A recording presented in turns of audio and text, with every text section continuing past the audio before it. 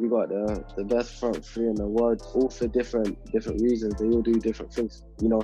And if you can take bits and pieces of every single one of them, then boy, you can be a great player. I know the boys would have been, okay, we won the title, don't get me wrong, but I know deep down the boys would have been a little bit gutted because we didn't, we hit 99 points, and don't get me wrong, fantastic season, amazing season. But I know deep down the boys wanted to hit that 100 mark, you know, and to be honest, I think that might strive us to do it next year, hopefully. Wow. You know, it's going on all over the world, not England, not just America, everywhere in the world, like everywhere. And it's bad. Like, of course, it's very, very bad.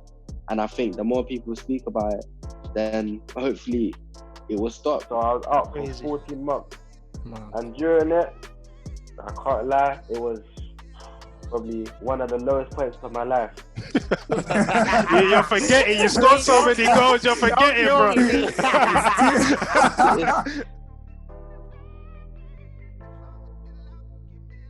Hello, listeners, and welcome back to yet again another episode of the Beautiful Game Pod. I'm your host, Budge, joined by my faithful two co-conspirators, Dot and Dej. Gents, how we doing, man? Yo, I'm good. It's mad hot, so yeah, man. Bro, it's like a sauna in here, man.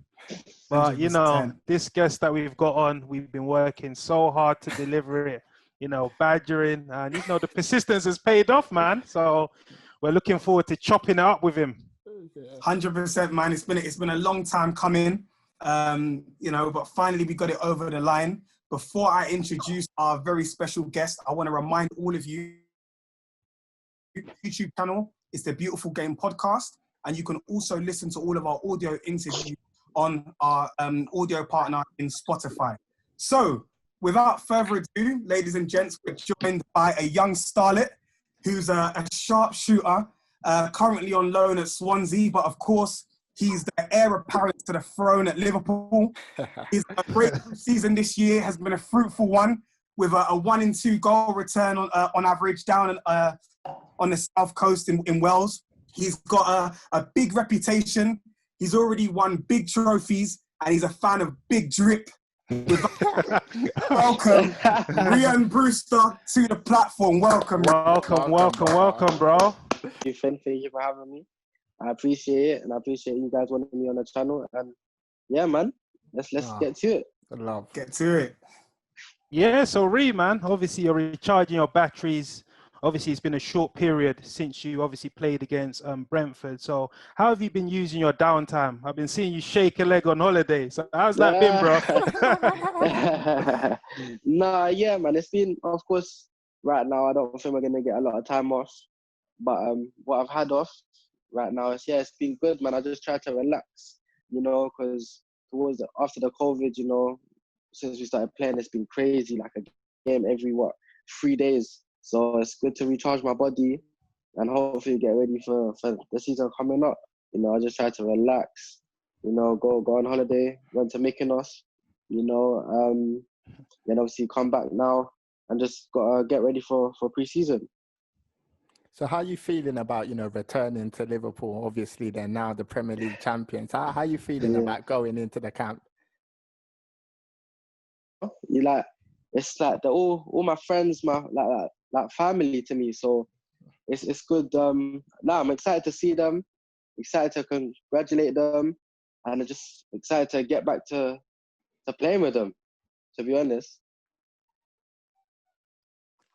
100%, man. Do you know what? I got a question for you, Rhian. So I know your dad is of Barbadian descent, and your mum is Turkish Cypriot. So I wanted to ask the question, right? Hopefully, I'm not putting you on the spot too much here. But if you had to choose between from both of those countries, what's your preference? What's your preference? It's different. I like different foods from. I like certain things from the Turkish side, and I like certain things from like the Caribbean side. So to be fair, I can't really pick, man. I like certain things from both sides. You got the best of both worlds, didn't it? Exactly. I don't have a variety, so I can't. Yeah, I like everything, man. My God, everyone that knows me knows that I eat anything. I like anything and everything. Anything and everything. Yeah, so Ree, obviously I want to talk about your loan spell at Swansea. That was very fruitful, as Budge alluded to. 11 goals in 22 apps. And it seems that Steve Cooper knows how to get the best out of you. We saw it in the under-17s World Cup. How would you Swansea? Because you were banging them in, bro. Yeah, it was nah. Of course, if you're gonna say to me, "Oh, you score 11 goals in 22 appearances and you get 1 goal every 2 games," of course I'm gonna bite your hand off and say, "I lie, man, whatever." But yeah, for me personally, I think I scored 11 goals in 22 games, but I actually missed some opportunities that I feel like I should have scored. So when I look at it like that, I feel like, I could have come away with, I don't know, maybe 15, which would have been a lot better. But yeah, 11 goals in 22 games, yeah, that's very, very good. But for me personally, like I said, I missed quite a few chances that I normally put away, and for some reason I didn't. I remember one, I think it was against Birmingham, when it was near the end, and I was, my body was just destroyed. I was so tired, and I tried to chip the keeper, but I just went round him and put it in the back of the net. So stuff like that. There's a few other chances that I can remember that I feel like I should have done better with. But no, it's been an eventful time, of course, at Swansea. With obviously even this COVID hitting, with no fans and stuff like that. It's been weird. Even playing the playoff games with no fans, which maybe the fans might have made a big difference in how it might have turned out. And eventful. I think it might be 8 months or something, 8-9 months that I was there, because obviously COVID hit and we was off for 2 months or something. So no, man, it's been very good, and I can't lie, I've enjoyed it so much. I've enjoyed playing there, I've enjoyed the people there, I've enjoyed the fans, my teammates, the staff, everybody in Swansea, and yeah, I've not got a bad thing to say about them. So which one out of the goals was your favourite one? I know that thing. I think the one against Reading. The long range one, isn't it? Yeah. That was a good goal. The one against Reading? Nah, for me, long range. That's standard, innit? Top bin, standard, innit? I was putting that in my group chats, fam. No. For me, I think the keeper should have saved it, man, personally. But I think my goal against, Nottingham Forest was a decent goal. Yeah. The first goal for Swansea was a good goal because it was a good team goal. I think it's not like I scored pretty much all the same goals. It's I scored all different types of goals. I scored some just bounced to me in a box, left foot, right foot, long range, outside the box, whatever. But I probably say the one that probably stands out is probably the left-footed one against Nottingham Forest, and of course the goal against Reading. But talk to us about Steve Cooper. How important was he, for you to join Swansea? Because obviously he was the head of academy at Liverpool. He has a great relationship with the club. How important was his philosophy in, bringing you into the camp? Yeah, of course. Playing under him in the under-17 World Cup, and obviously in my England, when I was playing for the younger age England, that helped me a lot. Obviously, if you play with someone and they know you and they trust you, further on down the line if they have you again, and of course that played a part in it, but that wasn't my full focus. It was more on, say, he could have had a team that he had but didn't play to the style that Liverpool wanted me to play or I wanted for myself, and I wouldn't have gone there. But it all worked out that he played the philosophy in which he plays with the DNA of Liverpool, but also the DNA of myself. And it's like I killed 2 birds in 1 stone. You know, I go to a manager that I've played with before, and I know he knows me, and he knows that I'm always gonna work hard for the team. I'm always gonna put the team first, and maybe if I don't have a good game, like technically, that I'm still gonna work hard. And he knows obviously that from England, and of course it played a part. But obviously Liverpool, me and we obviously sat down and we worked out obviously there was a few teams in the champ that wanted me, and the best team at the time for me was Swansea. And yeah, so Rhian, your spell at Swansea has obviously led to you being called up to the Liverpool training camp, obviously pre-season in Evian. Front of you, you've got Mane, Salah, Firmino. You know, it's an easy task to break that, you know, trio up. So like, yeah. So like, how do you sort of assess your position in that front lineup? Because a lot of people thought, you know, Divockarigi might be the guy to break that up. And because of your spell on loan at Swansea, like a lot of Liverpool fans, including myself, are saying, you know what, Rhian can actually come in and play a lot of games. So what's your view on that sort of situation? you know, there's many opinions in the game, and not just between us, but with everybody. And you know, I don't really focus on that. That's not my focus. My focus is on me, and like more, what do I have to do to put myself in the best situation to get into the team, or come off the bench, or whatever it's going to be next season, to put myself in the best possible shape and way.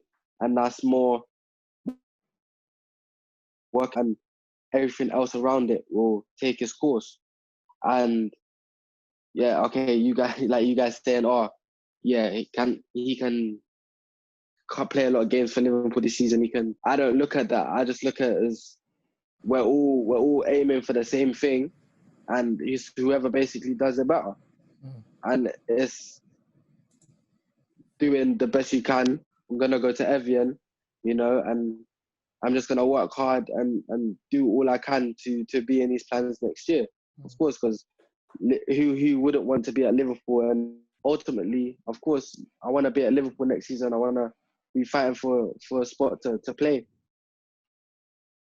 You're just not gonna want to play at the home of the Championship. Like, do you get? Of course not. You're not gonna really want to go on loan, but if that's the best thing for me to do in that situation, go on loan and get more game time, then that's what I'm going to do. But realistically, I want to play for Liverpool. I want to be like the striker, you know? So I'm just gonna obviously go to Evian and work hard and do what I can. And whatever the boss says that I need to do, I'm gonna accept. Whether that's stay, whether that's go back on loan, I'm gonna accept. No. I can. No, big up yourself, bro, man. Eloquently said. Talking about the front three, how crucial have they been to your development, watching their standards week in, week out, watching how they put teams to the sword on a regular basis? Like, how much have you learned from them? Yeah, I've learned a lot, man. You know, you got the best front three in the world. You will say, like, all for different reasons. They all do different things, you know. And if you can take bits and pieces of every single one of them, then boy, you can be a great player. But it's just the one thing I've noticed, that they always work hard. They always play for each other, you know.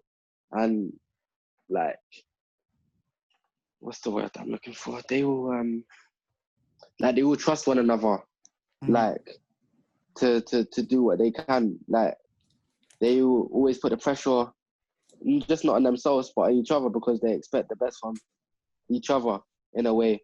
Like, you know, if it's Sadio beating his man to cross that, they wouldn't think, oh, is he gonna beat him? Is he not? Do you get what I mean? Like, they make the run no matter what. It's like trusting and believing. Like, oh, if Bobby gets on a half turn to run, you know, because is he gonna slip it in?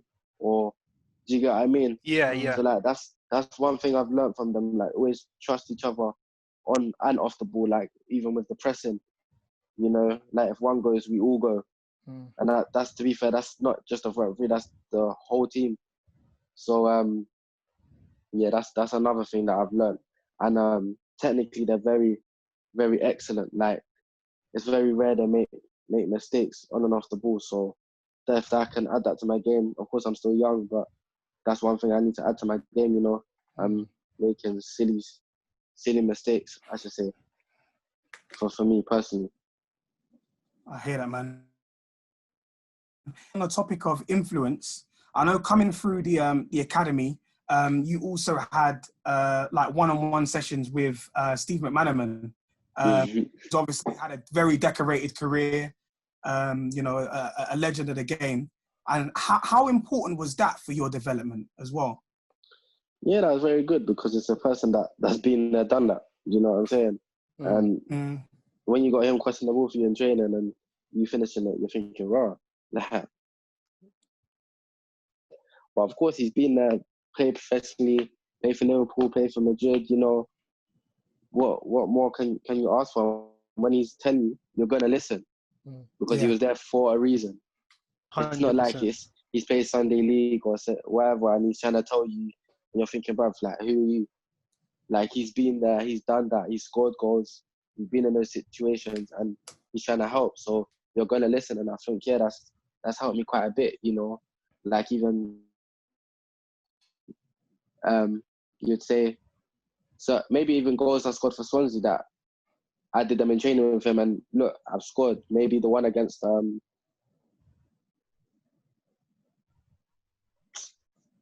You're forgetting. You scored so many goals. You're forgetting,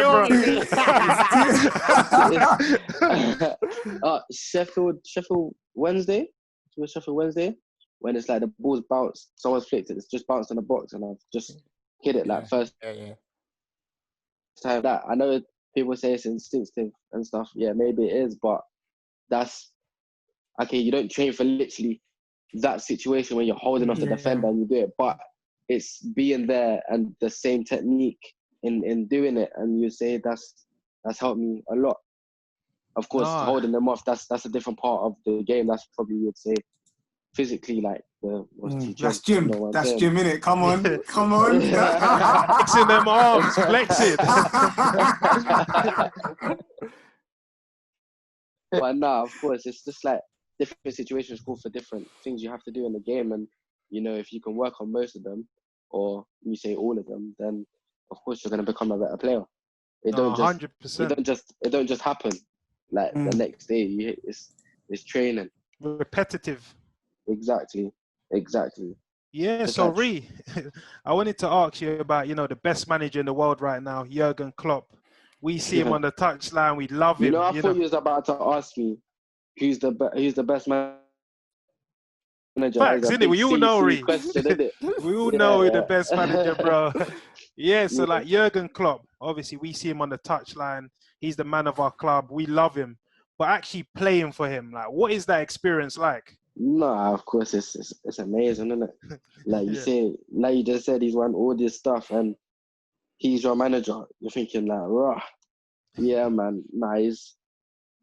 Nah, of course, to work under him is like a feeling that you're never gonna forget, you know. And even him, you know, like him just talking about me, like to the press, just you should think like, wow, like, do you get what I'm saying? I know, okay, maybe they're asking him what's happening in the and blah blah blah, but you know, he's talked about me a few times now, and you know, he doesn't really have to. He could easily just deflect the question and say move on. Do you get what I'm saying? But like, he's talking, of course, for a reason, because he believes in me, and I just want to pay him back basically by showing not just him, not just the players, but he believes in me and why I should be there. Do you get what I'm saying? 100%. So yeah, man. Obviously, the club ended 30 years of hurt and pain, you know, and it culminated in them hoisting up the Premier League trophy in spectacular fashion.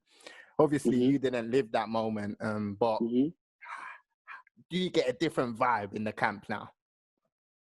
Of course, I haven't been back since they won it, but of course, at the start of the season when we were winning all these games, unbeaten, and you know, we were so many points clear and whatever.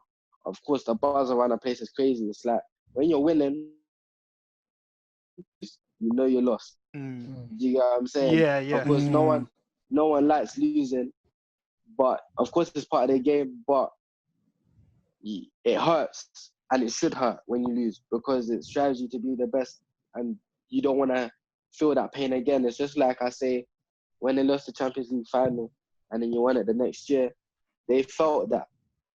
They felt that. That's why they didn't want to lose again. I'm not saying that this season they wanted to lose. Of course, it just happened. But, you know, I think that feeling of losing in the final, we did not want to lose it again. And even we could say, okay, last year when we won the Champions League, okay, we lost the Premier League by 1 point. And look, this season, do you get what I'm saying? It's just like a cakewalk, yeah. I'm not gonna say that because you guys can say I'm that. I'm a fan. Yeah, you guys can say that. I'm not gonna say that. And of course, you know, we won it in an amazing fashion, you know, and of course, I think that's gonna push us on to want to do it again next year with even better. Because okay, I know the boys would have been. Okay, we won the title. Don't get me wrong, but I know deep down the boys would have been a little bit gutted because we didn't. I know we hit 99 points, and don't get me wrong, fantastic season, amazing season. But I know deep down the boys wanted to hit that 100 mark, you know. And to be honest, I think that might strive us to do it next year, hopefully. Wow. What about Trent Alexander-Arnold? Do you look at him like in terms of like inspiration? That listen, we're similar age, you know, he's doing his thing, breaking through, now the best fullback in the world, in my opinion. Do you look at him and think that's the kind of role model that I want to follow? Yeah, of course, you know, because it's only like a couple of years ago that man was just playing with him under 16s and that, and of course he's, you know, he progressed and done his thing, you know, like look where he is now. He probably is the best right back in the world. And you know, of course, you look at that and you think, like, why can't I be the next one? You know, of course. Like why can't I be whatever? Or even, you know, that there's a few of us. There's like there's me, there's her, there's Nico, there's Harvey.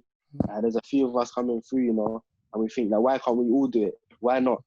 And you know, you look at Trent and you just think, like, wow, like he, who knows, he might stay right back for the rest of his life. But of course, I know him as Trent, the holding midfield player that used to spray balls everywhere. That's why when people talk about his crossing, his assists, I'm like, bro, that's normal. Like I've seen him cross a ball, I've seen him spray a ball, I've seen him do all of that from young. So when, like, of course, people ain't seen him from when he's young like that. When you're like, they're seeing him and they're like, oh, are they gonna move him into midfield and whatever? Like, who knows? You never know what the boss is gonna do. You don't know, like, what his plans are. He always has plans, and you don't know what it is. We're not in his head, and you just think like when he's doing this, you're just thinking, yeah, man, I've seen that from early doors, man. And you just think, like you're saying that, yeah, why can't we be the next one? And it is inspirational, I would say. As soon as I come up to Melwood, I was 16, and of course everybody welcomed me like in basically as like one of their own, as like family. And of course, to me, Genie stuck out because he spoke to me, he helped me and stuff like that, because he sits like 2 seats down from me. Yeah. In the change room. So like he helped me. I would say, like, even when I first saw, like, he's talking to me and stuff like that, and he's always got a smile on his face. He's never angry.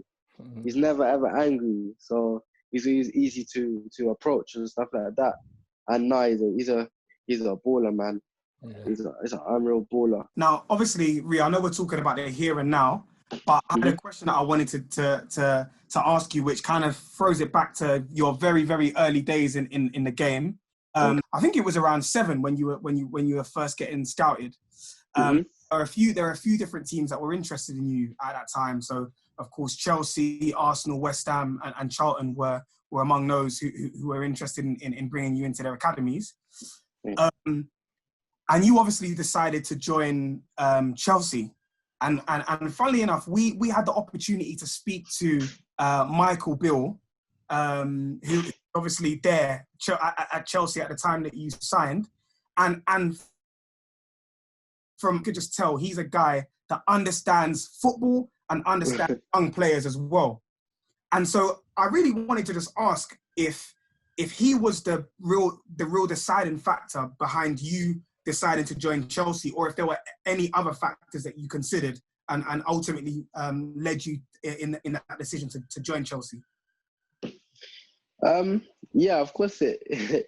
You know, when you know someone from, just like you say, the Stephen Cooper situation of me going to Swansea, be the same thing as me going from Chelsea to Liverpool, because it's like, you know someone, you're comfortable with them, so why not do it? Do you get what I mean? Yeah. And of course, knowing Mike Bill from a young age, you know, not just me, obviously my family knowing them and stuff. And of course, moving from London to Liverpool at the time, we trusted him, and of course, we spoke to him before. And yeah, like knowing players, what am I talking about? Knowing staff members to where you're going helps a lot. And, you know, knowing them from when I was 7,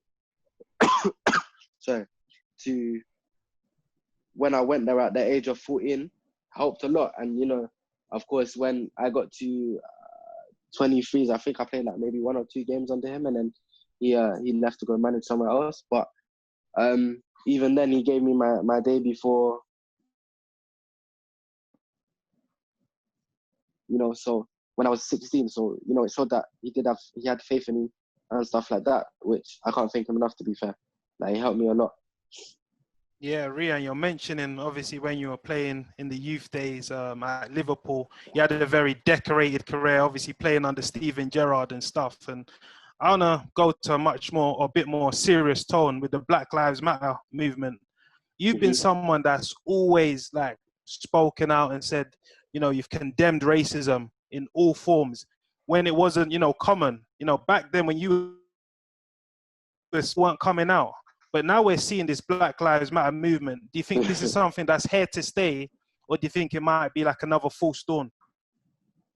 It better be here to stay. Yeah. You know, like, okay, yeah, you guys saying I've been doing it from when I was young and stuff like that. But to me, it's people have different opinions on it, and people have different thoughts on it. And obviously people, like, some people are not confident enough to speak out on it. They might feel like they do, but they might not want to speak out on it publicly. They might just want to speak to people they know or whatever. To me, if you know me, you know I'm not really scared of anything like that. Like, the worst that's gonna happen is people in the paper and they try and make it look like a bad thing to me. And to me, I know it's not a bad thing. And people that see me for who I am and see me like past that know that I'm not doing it to try to hurt people or try to speak on it in a bad way or whatever. I'm just speaking my opinion, and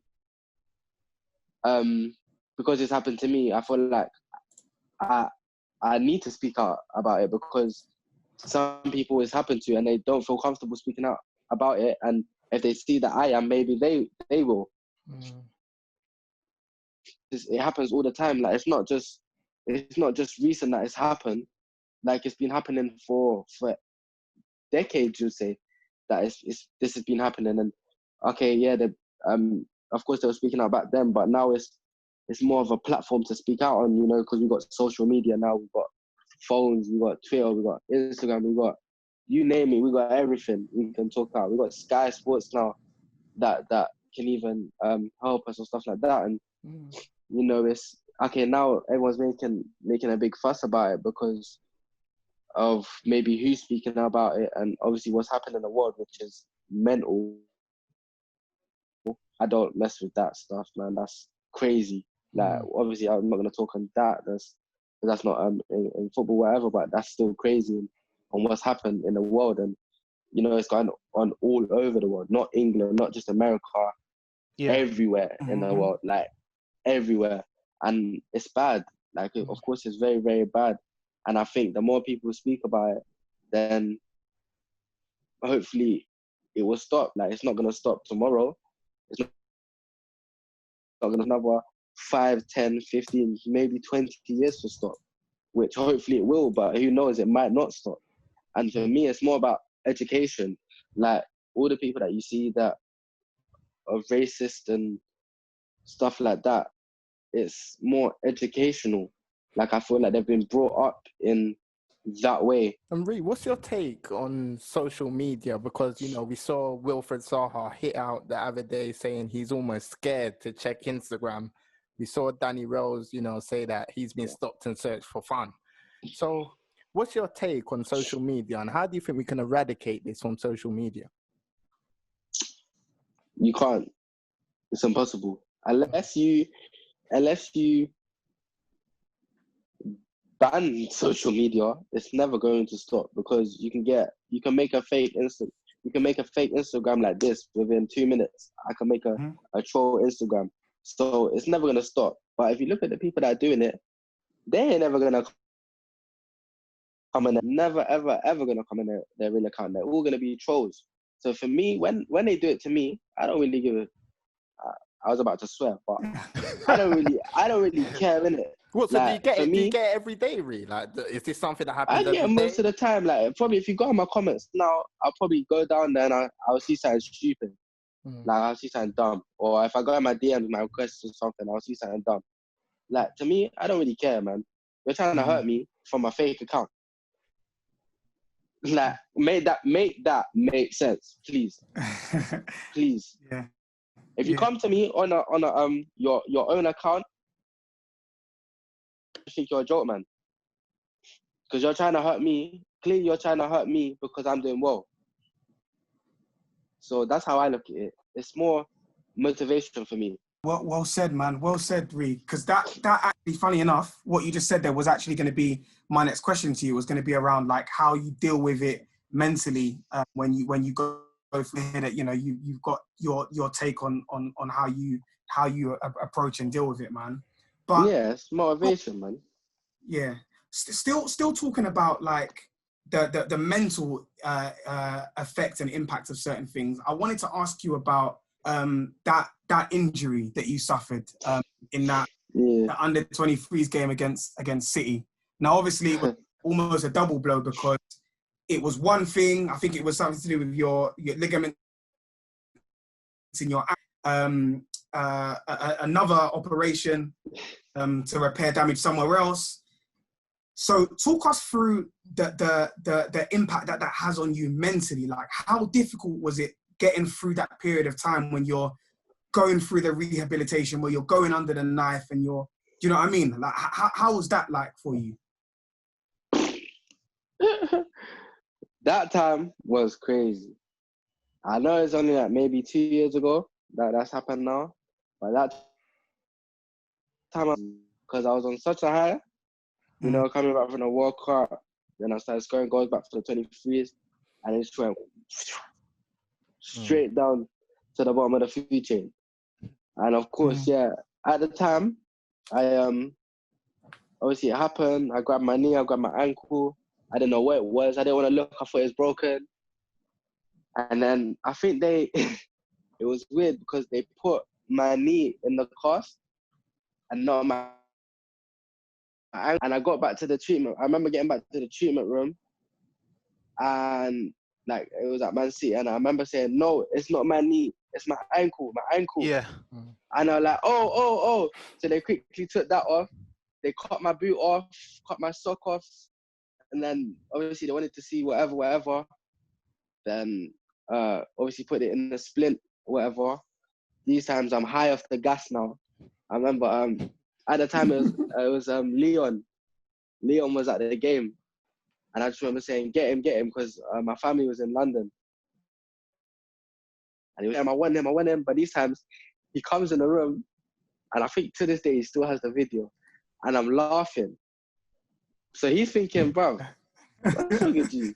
But these times I'm high off the gas, like I'm high off the, thing. Right? Yeah, the oxygen, yeah. The oxygen. Feel lightheaded, you feel mad lightheaded. Yeah. was just doing all of that. And then, yeah, so obviously I went hospital, had a scan, whatever. So put me in a boot with my ankle. Then I think I had the op for my ankle. So yeah, sorry, I had the op for my ankle. I did 3 ligament damages in my right ankle. We were doing rehab for the ankle, and something kept happening with my knee. So they're like, oh, okay, this is a bit weird, isn't it? So let's send you to a scan just to make sure, innit? Make sure everything's all right. Come back, I tore my meniscus.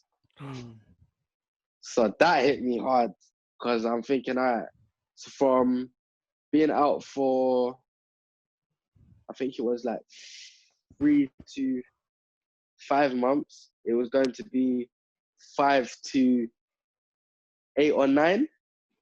So that hit me. Let's do this quickly. I want to get the op done quick. I want to be back on the road to recovery like quick as possible. I think I had the op within 3 days. I was on the pitch running again, and then my knee started to swell. Like one day, it started swelling overnight, and I was like, raw. Like I was so scared. Like by this time, I had the game ready. So like it's basically an ice machine. So it's an ice machine where it like compresses your knee as well. When I woke, because at these times I was staying in digs. Yeah. So I woke up my digs person. I shouted. I said, "Help! Help!" She got me the ice, a lot of ice. Put it in. When because I was so scared. So it just swelled overnight. I couldn't walk in the next day. Like I was limping. They're like, "Why are you limping?" Because these times I tried to call him at night. I tried to call my physio. Well, of course he's sleeping, innit? Yeah. So woke up, whatever, gone in, and it's swollen. Wow. Went back. They had to take some fluid out, whatever. Then I had to have another 2 ops. So these times I've had 4 ops now. And by the time I've actually come back from it, it was 14 months. So I was out for 14 months. Man. And during it, I can't lie, it was probably one of the lowest points of my life. Serious? Mad. I remember seeing like you and Ox, in Melwood, helping each other, pushing yourselves through. So how big was that Ox? So much. That's one thing that helped me so much. Obviously having Ox by my side, because when I first got injured, he was with me as well. Basically, he was like 2 weeks after, because obviously he did it against Roma. Yeah, man. Of course, having them next to me, because we were pretty much on the same thing the whole way. And yeah, man, it helped me so much because he was like in the kind of the same boat. And obviously having someone next to you that's obviously more experienced than you as well helped me a lot. And we keep each other going non-stop. Like if he was down, I would help him, and if I was down, he would help me. And yeah, man, I can't thank him enough. So, big up. So do you almost think that if Ox wasn't there, you maybe have quit the game that you love? I don't know if I probably would have come to some sense, man. But at the time, I don't know. If he weren't there, honestly, I don't know what the hell would have happened. Like, I don't think I would have quit. I probably would have said I was quitting. And then they might have gave me some time off, and then I would have come back or whatever. But I probably would have come to some sense, man. I can't live without football. My God. Imagine me, if I weren't playing football now, like, you get me? I don't know what I'll be doing without football. No, 110%, bro. And you're someone that's had a lot of success, man. You've obviously got a Champions League. You've won the FIFA Under-17 World Cup as well. And that squad was mad talented. You got Foden, Sancho, Cho, a lot of players. So how is it like being part of that group? Yeah, being part of that group was amazing, Like, that's when I think everyone thinks, like, wow, England have a lot of talent coming through, because the same season the 20s won the World Cup, I think that the 90s won the Euros. We got to the Euro finals, of course, but lost on pens. Then we won the World Cup. Yeah, fans start to realize that, yeah, England's rise is gonna be crazy. And even now, like, we waiting hit. You get what I mean? Like, we're all doing our thing, but we still got a lot more to go. And I think other nations ain't ready for us, man. Come on. No, that's dope. How is it like playing for Callum Hudson-Odoi? Because on one hand, you've got a player that had a bad injury and he's sort of like getting judged. People are saying, oh, he's not performing. And on the other hand, you've got Jadon Sancho, who's being linked with like a big move. Like, what qualities, or how is Jadon Sancho the man kind of thing? You know, Sancho's always going to be Sancho, you know. It's just the way he plays. You know, he's direct, he's fast, he's skillful, he scores goals, he gets assists. He's never going to change. And, you know, touch wood, you know, for Sancho, he ain't had no injuries, and I hope, touch wood, he never has any injuries. You know, he's gone from here, where he is, and he's just gone like this. And, you know, like, Sancho's career so far has been amazing. And, you know, you got Callum here, like the same. And, of course, he went like that, and then he got injured, which is obviously going to put you down a bit. But trust me, Callum's going to be up here too, like 100%. Because Callum, I played with both of them. Amazing players. Like, they both can take you on 1v1. They can both score goals. They both get assists. They both can see a pass.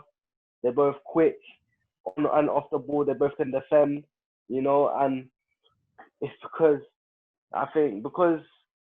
you know, it doesn't help Sancho doing his thing and then Callum getting injured and people thinking, why is he not doing that? Because it's not like that. It takes time when you come back from injury, you know. Like, obviously, how long was Callum out for? Maybe 8 months or something? Like that, maybe longer. Yeah, so you see what I'm saying? That's a lot of time, you know. 8 months is a lot of time to develop. And when you're not developing and you're going down, to get back up quickly like that, it's impossible. So Callum needs this season, and I don't know, watch next season when he's playing and he's got his thing back. Because, you know, he's going to keep getting little niggly injuries because his body's not used to being back, like, playing all the time. So when his body's used to it again, then come chat to me, innit? No, 100%. I always back Cho, man. Like, a lot of people are, you know, making comments and that, but man's been injured for months. And like the injury that he had, like that normally ends the career of many players. So like he's doing his thing. So and it's gonna take Ruben to come back. 100%, bro. So like, players get injured. Yeah. What I was gonna ask you is about, you know, the impact of family, because I know your dad Ian. He's very, very supportive. He's followed you around, taking you to games. Like, how important is it for like a young player with a high profile to have that like support system around you? Yeah, I think it's very good. Like, you know, having my family there, like following me wherever I go, it's amazing. You know, it's like they're helping me follow my dream. They're living the dream with me, kind of thing. You know, going from game to game, stadium to stadium. You know, even if they can't make it, they watch it on TV. You know, like they're helping me live my dream, and I just hope that I can help them live their dream. No, big up, man. That's sick. Big up Leon as well. I know he's going to be red-faced when he's listening to this, but he's been very important. I can hear him laughing. Him laughing in the other room. But yeah, final one from me, Rhi. Talk to us about your interests outside of football, because we've spoken to many young players, you know, Joe Willock, Ebere, Eze, and they say, you know what, they've got so many interests outside of the game. So what do you like doing outside of football? I love my PlayStation. What game? I love, you know, slapping man on FIFA. Slapping man on FIFA. FIFA, COD, Fortnite. What, you put all your stats on 99 on FIFA so you can just be banging goals from anywhere, innit? I don't like that. Yeah, I love my PlayStation. I love watching films like Netflix, anything, any type of film. Like, I love watching it, honestly. And I like just relaxing. I like basketball, and I like just going like places to eat and chill, basically, and like relaxing. Oh, that's sick. Sick. 100%, man. Yeah, man. I wanted to ask you, you've got a special relationship with Michael Ward. We see the actor. We've seen him in. We've seen him in Blue Story. We see him win a BAFTA recently. Yeah. And obviously it runs deep because you guys up with each other. So I guess ask you is like, how does it feel like seeing someone that you've grown up with from young gets in a way that he has, and you at the same time? Like, how does that feel? So me and Max is mad because we just come back from making us together, and it's crazy because we had the same conversation out there than what you just asked me right now, and it's mad because everyone's seen me as Rhian Brewster, the little boy that played for Chelsea, because I used to be so small, so everyone used to just the little man playing for Chelsea. We gotta protect him. Like, no, if he ever gets into any trouble, we gotta protect him. No one can touch him. Like, all of this. And Michael was one of them guys. Michael always had my back no matter what. And it's mad seeing, like, because of course everyone wants to be a footballer, innit? But I think with Michael, he knew from a young age he won a football team. Baggy touch, baggy first touch, innit? Baggy touch, baggy strike, baggy everything. Timberlands. You can ask him.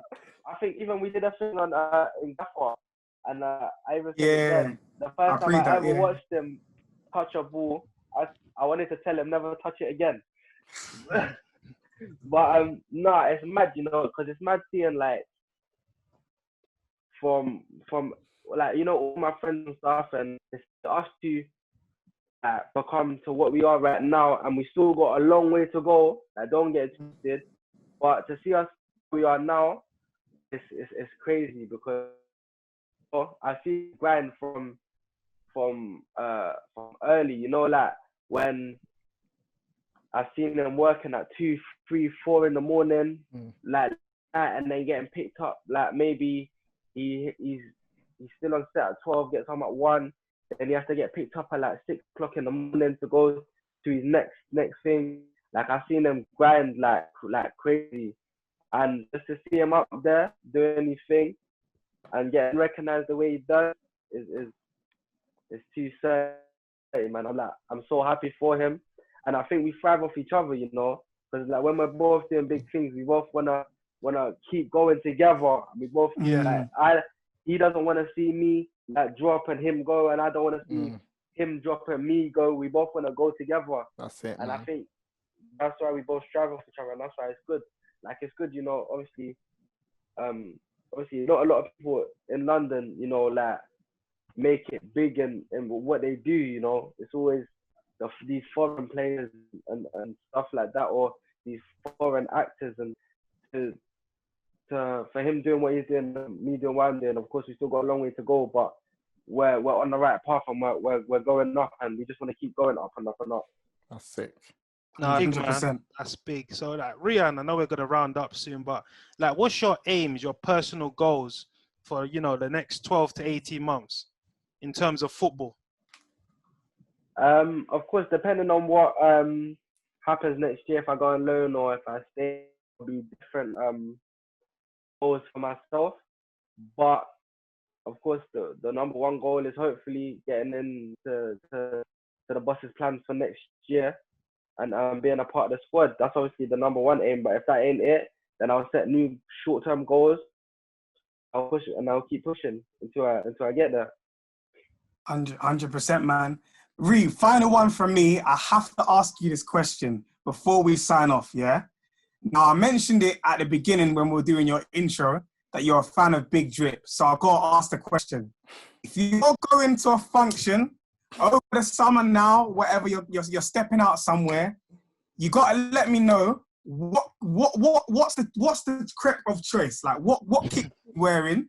That's the first question.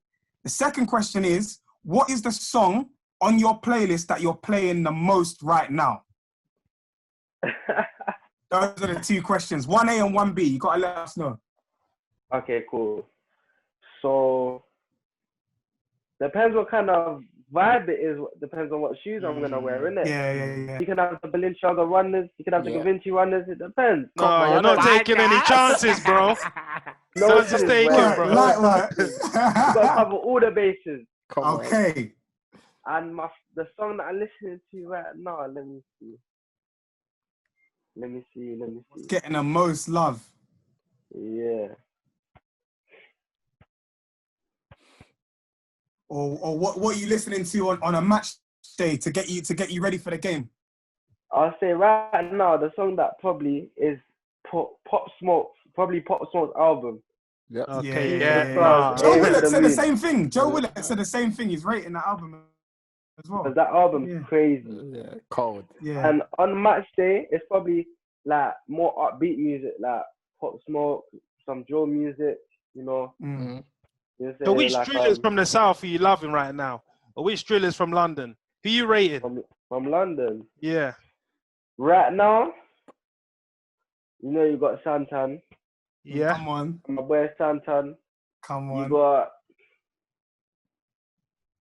You got Digger. Okay. Yeah. You got his latest tune's cold still. Yeah, you got M24. You know when he drops his thing. Even Abra.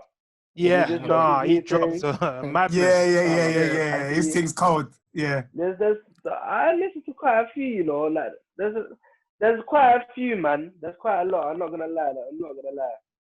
No, that's a great way to end it, man. No, 100%, man. No, lovely for jumping man. Man. This has been a pleasure, bro, man. We wanted to get you on for time, and you haven't disappointed, man. This has been dope. No, good, man. Good. No, thank you guys for having me, man. I appreciate it, and I just hope that you know we can do it again sometime. 100%, bro. Come on. All the best for the season, man. We want to see you knocking in those goals for Liverpool, bro. So good luck for this season, man. Hopefully this time, no, maybe not this time, but once the season's done, hopefully we'll be having the conversation on Liverpool. Hopefully. Yeah, man. 100%, man. Bro. 100%, man. You've got the quality, so like, hopefully you get the opportunity now, bro. Because I'm sure you'll take it. Yeah, we hope so. Thank you, though. Come on. Love, bro. Love every time, man. You. All right, bro. Thank you. We're going to finish. Thank you very much for listening in up until this point in time. A reminder again, if you're not yet subscribed to our YouTube, it's the Beautiful Game Podcast. You can listen to all of our episodes on Spotify. If you're not yet following us on Twitter, it's at podcast_TVG.